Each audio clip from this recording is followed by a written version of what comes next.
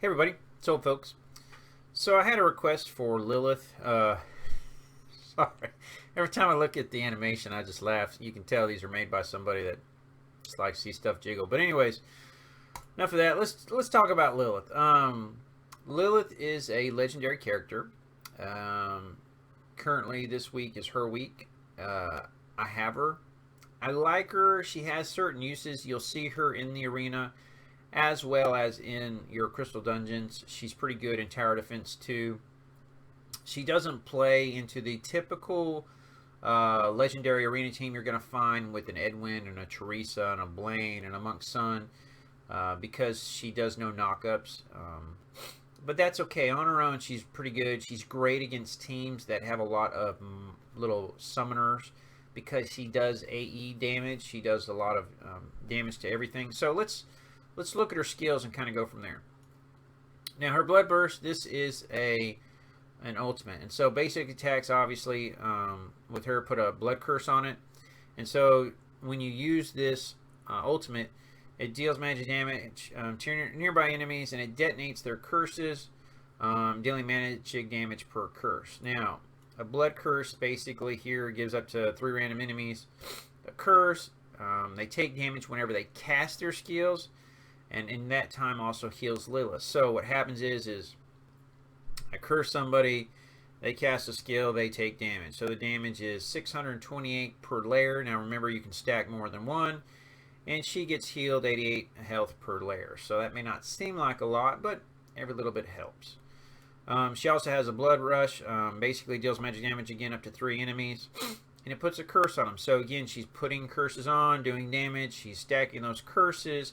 They're taking damage when they cast. She's getting healed.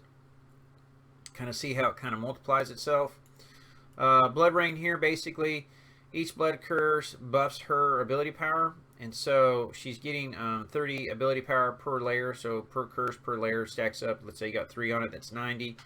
And it also, when she removes all the blood curses, so when she casts that ultimate and all the blood curses go kapowie, she regens at least 8,000 health. So as they pop off, she's getting healed.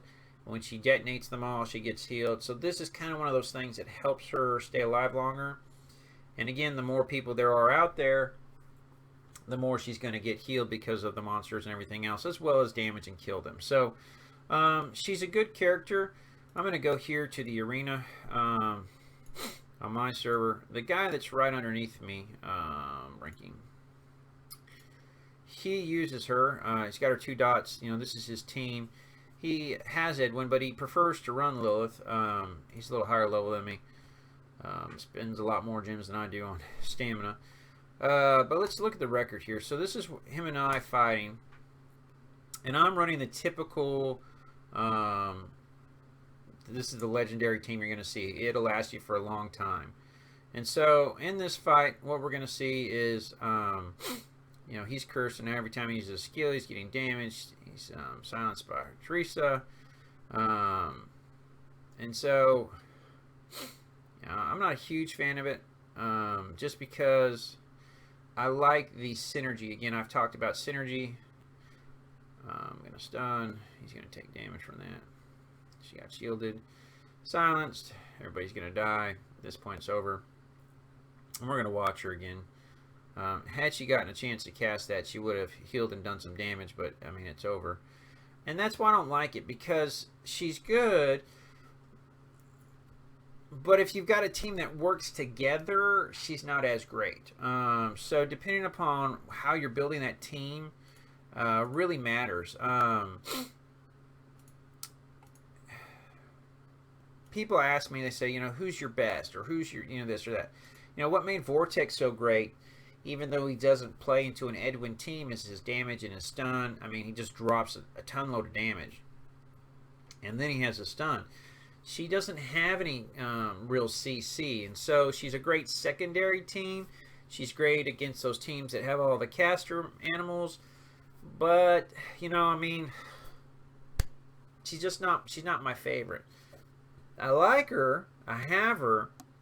I use her in Crystal Dungeon. Really love her on like the Spider stage, where you got all those things, or against the big tank stage, where you've got all the tanks and the one dude summoning all the little zombie dogs, or whatever you want to call them, ghouls. I mean, so she's good against stuff like that because it's continual, her using her skills and healing herself. But I'm just not a big fan of her for the arena. I know guys use her in game for the arena. They have compositions, but again, they're not running the Edwin composition. They're not running that. So there are teams that work better with her. You'll often see her on a Merlin team because of the extra lifesteal that comes from Merlin and her creatures. I'd be interested to see how she plays out just overall in the coming stages of some changes that have been coming through. I'm interested to see, they gave Sizo an awakening skill. I'm not really sure what they would give her, but I'd be interested to see what it is because it might actually give her a better role in the arena if it had some kind of control effect or something. I don't know. But then again, I've seen her outlast, 1v2, 1v3 in the arena because she's able to heal herself, take them down, and when they die, it gives her a big boost. She casts ult again. So I mean, I've seen it both ways. Just not a huge fan of her. So share your thoughts, share your opinions, share your teams. Great for a lot of stuff, but again, depending upon your composition, she may not fit well into that if you've got a specific ideal in mind. So thanks for watching, guys. I hope you have a great day. Talk to y'all later.